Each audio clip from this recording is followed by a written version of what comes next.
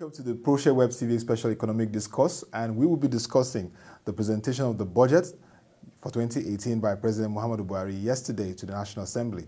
To discuss the budget and other developments in the economy, with me is Tope Babalola, in-house economic analyst. Great to have you, Tope. Otis, thank you for having me. It's always nice discussing the economy with you. Yeah, it's an honor having me. Thank you very much. Great. You watched the budget presentation yesterday.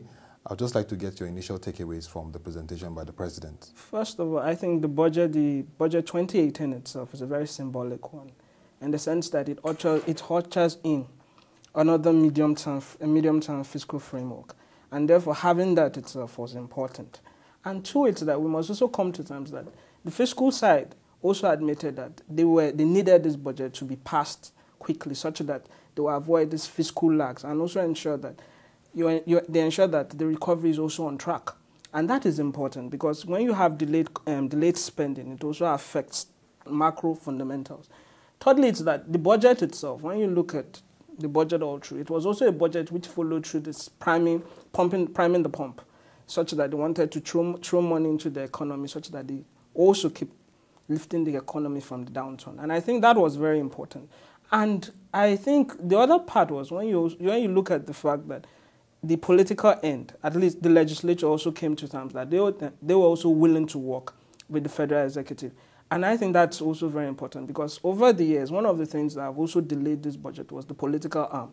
And that's how we have always said that the political arm itself, certain times, is always the unknowns to even macroeconomic policy. Yeah, so political consensus is very critical to ensuring that we have policy in place to drive the economy. And it was also interesting to hear that both sides were commending themselves for working together to see the country emerge just for now from the recession. Now let's look at the assumptions, which is always a very critical thing for the fiscal side.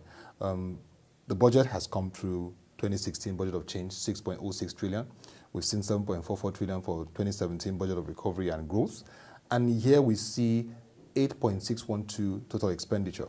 But let's look at of course, the key issues in the assumptions. 12.4% inflation. Currently, we are 15.9. $45 per barrel target as a peg for oil. And then, of course, the production is 2.3 million barrels per day from 2.2 million barrels. And, of course, growth rate is 3.5%. We're already 0.5% at the moment. What is your take on the assumptions? Are they realistic? Some economy analysts say, for some, realistic, for some, optimistic.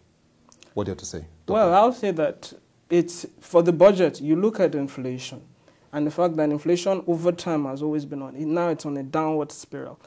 They tend to have inflation, they tend to get inflation in check. And if you look at inflation and you compare the target on inflation, especially with the one in the ARGP, you find that it is also in tandem. So they didn't really change anything. But you find out that this present budget, it actually revised its growth. Its earlier growth was about 4.5, then revised it to about 3.5. On coming to terms that the sterile effects, which we've always stated, which has always affected households, and because consumption over time, consumption especially from household, has been very weak. Yeah. Because when you have to have growth, government spending, household consumption is also very key. But you've seen that household consumption has been low. So that is also a problem. So I think they had to revise that downwards, coming to terms that they won't have that 4.5%. Now, will they have 3.5% growth? The truth is that for some time we've been having our growth levels, even as at now, is about 0.5%. And you cannot have growth at 3.5. You cannot get that 3.5% growth without in 2018 without having substantial private investment. And that is key because we've also seen that one of the things that lift economies, especially from recession, it's not just government spending.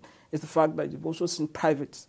Privates also have been convinced that they can spend more. They're willing to spend more in terms of real assets. They want to acquire more real assets. Capital, gross fixed capital formation, especially private contribution to it, has increased. So those are also very important, especially in looking at the budget.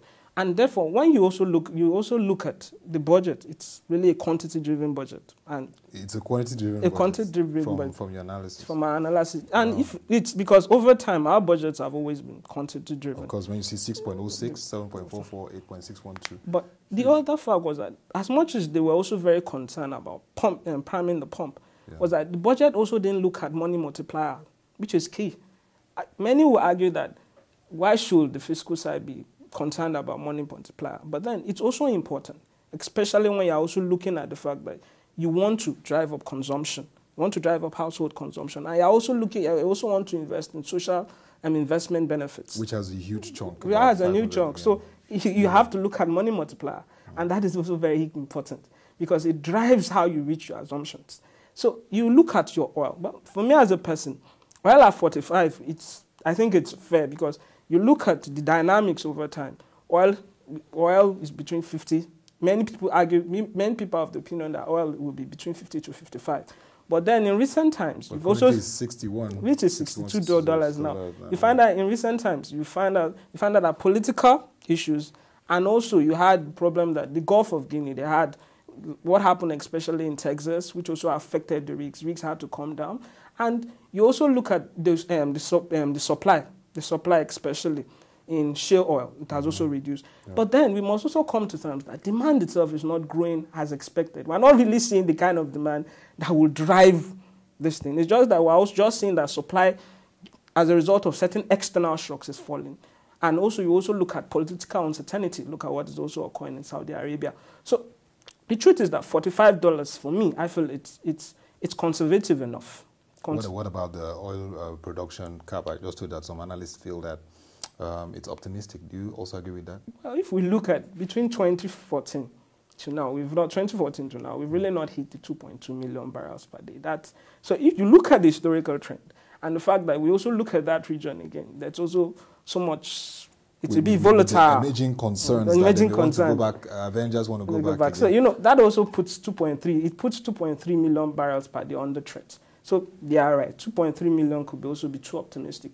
And also, what if next day, although OPEC have not said that they will cap us, but then we've enjoyed from them not capping us. From not capping us, but then you must also take into consideration the dynamics. If certain dynamics also have to support, we've been capped. So that is also a very important factor.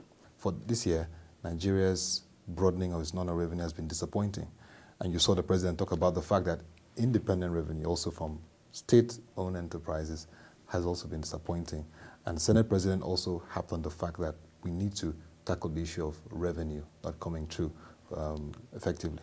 What is your take on this, and what's the way forward? The fact is that revenue, we have both the output, those which are largely concerned about output, and those have to do with personal income tax. Yes. You have to look at those that also have to do with company income tax. Yeah. So when you keep having this kind of slides, you find out that your company income tax and your personal income tax also seems to be a bit stunted because you will not also be able to hit your projections. Yeah. Now you look at your indirect ones, which that also has to do with your VAT, and those have to do with your customs. Yeah. You find out that in such circumstances like this, because many people are not also willing to spend, consumption has gone down, it also affects your VAT. That is cyclical. Now, the truth is our revenue also has both, it's also affected both cyclical and structural. In the sense that when you widen your base, your revenue base, trying to put people into the base, it's not immediately you begin to have the returns. So it takes time. And that's what you're saying. But we've also seen that, and we've also seen things that also could help, like the vallets was also used as a means to also help revenue. But it also takes time. You can remember that Argentina did something like that. Yeah, Mauricio Macri. Which they also did the tax amnesty, and they were able to increase their tax base. Yes. So it's both cyclical and structural. So it has to take time. It's not something that immediately you have to. But then the truth is that it also reminds us one simple thing, that our revenue base is not fully diversified. Even though the economy is fully diversified, the revenue base is not fully. It's just more dependent on oil, which is very important. Let's look at 2018. Of course, it's a budget of consolidation. And you've talked about the fact that we don't want to see that fiscal policy lag. We don't want to see that long timeline to passage and signing of the budget. So what is the outlook for you? I mean, I'm hearing some economists say 2018, better things to come. So what are those key things for us to achieve better things in 2018? Well, the takeaway from what this budget shows is that, one is that the federal government is ready to continue with its expenditure treat policy. Therefore, it wants to spend more on capital expenditure, which is one. Then two is that we're also looking at a budget because the very fact that this kind of cyclical effects now are beginning to give way. So over time, you're going to see at least improved revenue than what it was. And because they've also widened their tax base, you're also going to gradually begin to see a lift in terms of your non-oil revenue, so they can spend more. And you see that because the sterile effects also take time. It's not something that it goes off. But the fact is this, let's also don't get our hopes too high, is that when you have this kind of sterile effects, growth also does not immediately just have an upshoot. They gradually begin to take an uptick. But the real issue is that apart from having the gradual uptick in growth, what about unemployment? That is the real Which the budget says is focused on job creation. Yeah. So what about unemployment? Especially how do you drive private investors really to get to drive down unemployment? Yeah. Because if you also look at it, you look at most of these firms, they're having high stocks. That's also an issue. So you could have, 1.5%, 2.5%, even 3% growth, but then you could still have unemployment the way it is. And that's also a concern. But for me, I feel that growth really will be largely between 1.5 to 2% growth. 1.5 to 2% growth for 2018. Now let's look, as we wrap up, the monetary policy side. 20th of November, we will be looking at monetary policy makers discussing the economy and, of course, from the monetary side, last for the year. So what do we expect in their reaction to the budget? Well, this is the end we're already close to the end of the year. Of course. And monetary policy have already made it clear from the last time that you won't really see any shift in their monetary policy until 2018, until the first quarter of 2018. I think it's a polite way of telling you that, look, you guys will have to wait for some time. And really, you will not see any big shift. Two is that you're also going to see gradually, by next year, you're going to see a change of guards, especially within a lot of people in the MPC. So nobody will really want to take that momentous policy change in the MPC, which is also very, very, very key. Very, very key. But we also have to look at it, because one other factor in this budget is that you look at our debt servicing. Our debt servicing is about 2.03 trillion, which is very huge. And that 2.03 trillion, you also find that it also it's becoming the big whale in the room. Yeah.